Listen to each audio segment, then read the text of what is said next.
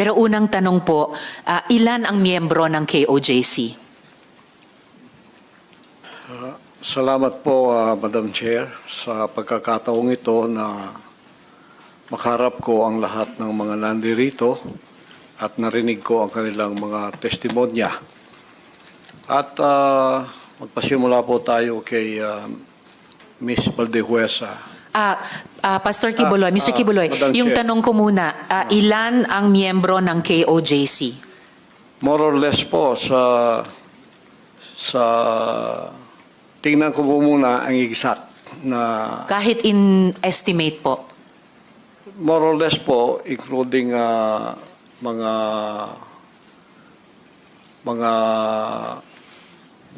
partners, yung ibig sabihin ng partners, yung hindi pa membro, pero covenant partner na sila, mga more or less 7 million. So kasama, so miyembro plus covenant partners, mga 7 million Oo. sa inyong pagkabilang. Okay, sa mga follow-up question ko po, dun sa mga testimonya ng mga victim survivors, sinexually abuse nyo ba ang mga babae at mga menor de edad? At Wala ginamit nyo ba ang relihiyon para i-sexually abuse Wala sila? pong katotohanan yung kanilang mga sinabi. Kung meron po silang mga charges na criminal laban sa akin, malaya po silang mag-file ng kaso at doon ko haharapin at sasagutin sa tamang forum sa korte ng ating lupa tulad ng kinakaharap namin ngayon. And actually, on the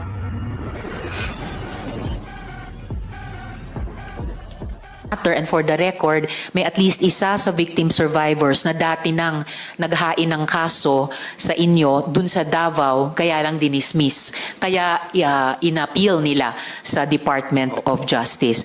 Yun naman pong mga testimonya ni na Ms. Valdehuesa at ni Julia, tinatanggi nyo ba ang mga testimonyang iyon? Tinatanggi ko po, wala pong mga katotohanan yung kanilang mga sinasabi, kundi sa aking paningin ay kabaligtaran. Ngunit hinahamon ko po silang mag-file ng kaso sapagkat ito'y mga kriminal na mga allegations.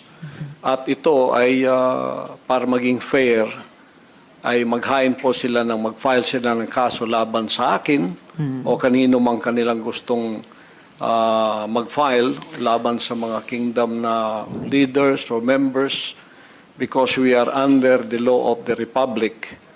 Tulad po kay Masayon, yung kanyang sinabi. Pastor, i-interrupt ko muna kayo doon dahil Oo. tinatanong ko muna yung mga Yes. testimonya ni na Ms. Valdehuesa at ni Julia. Sorry po. Pinalimos niyo po ba yung mga bata para i-sustain ang operasyon ng KOJC at Wala. para tustusan ang inyong Wala lifestyle? po kaming mga palisiya na magpalimos ang bata. O Pero walang polisiya man, pinalimos niyo ba sila? Hindi po. Wala pong katotohanan yun. Okay. Eh yung mga adults po, Ganun din po. pinalimos nyo ba sila or pinayagan nyo ba silang maglimos para sa operasyon Hindi po. at lifestyle Wala ng pong KOJC? polisiyang ganon ang kingdom na magpalimos. Wala mang polisiya pero pinalimos nyo ba sila, Hindi yung po. mga adults? Hindi po. Wala pong katotohanan yun. Alright. Pinayagan nyo ba yung pang-aabuso at pag-torture sa mga miyembro nyo? Hindi Halimbawa yung parusang dry fast. Hindi rin po polisiya ng kingdom ang batas ng pagparusa ng tao ay ipapasting para mamatay. Napansin ko po, lagi kayong nagre-refer sa polisiya, pero ang tinatanong ko po ay yung practice. Practice. So, pinaabuso nyo ba, pinatotorture nyo ba yung mga miyembro nyo? Pinapa-dry fast nyo ba sila? Sa freedom of religion po natin, meron tayong separation of church and state. At tulad ng sinabi ko, yung fasting ay voluntary kung tatanggapin mo. Hindi po ipinipilit. Alright.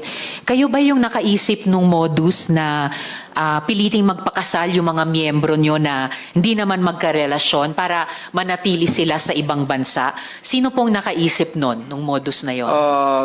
Because this is under the investigation already, I invoke my right to remain silent on this issue. All right. Quickly lang po kay Ate Gingging, yung dry fast po ba, voluntary ba ito? No, for sure. No. All right. Salamat It po. was an instruction. Instruction. So, hindi siya voluntaryo, instruction or utos siya. All right. Salamat po. Mr. Kibuloy, boses niyo ba yung nasa audio file kanina, yung binabantaan mo yung si Stephanie o si Pane? Kailangan po i-authenticate kasi ngayon malakas ang AI. So pero boses niyo ba yon yung nagbabanta kay Pane o kay Stephanie? It appears na parang boses ko. Pero Alright. hindi ko po ma-authenticate kasi ngayong panahon na to malakas ang AI. At Kaya- sino po si Stephanie Ibarra? Sino po si Pane? Isa po sa mga manggagawa. Manggagawa. Ano po yung relationship o relasyon nyo kay Pane o Stephanie Ibarra? Isa pong manggagawa. Isang manggagawa. Pero hindi ba totoo na kinupkup nyo siya, kinuha nyo sa inyong pag-aalaga nung siya ay 2 years old pa lamang?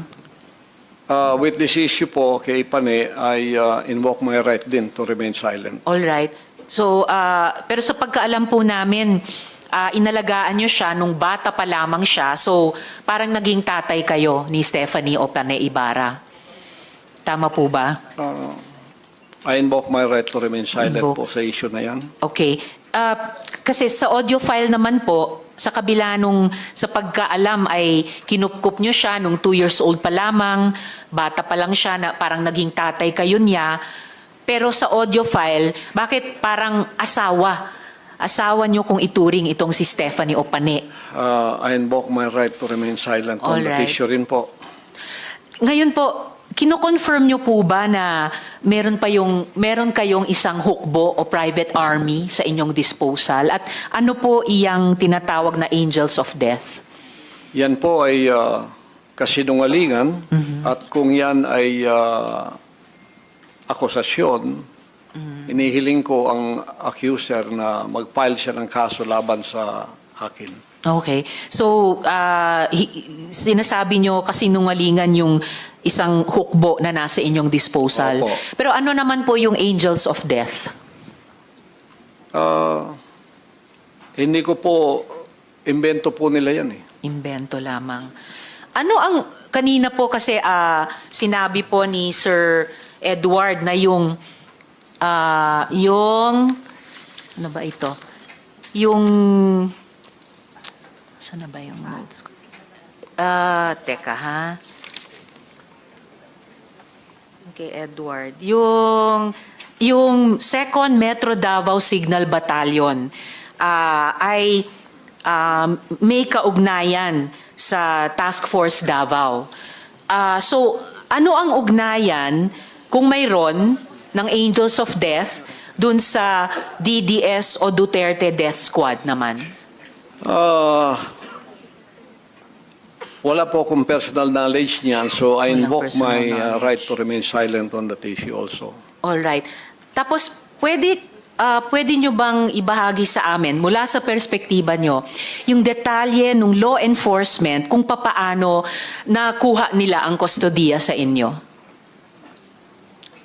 Pakiulit po. Mula sa inyong pananaw at karanasan, paano pong nakustodiya kayo sa kamay ng gobyerno, ng ating law enforcement With agencies? that issue po, I also invoke my right to remain silent. All right.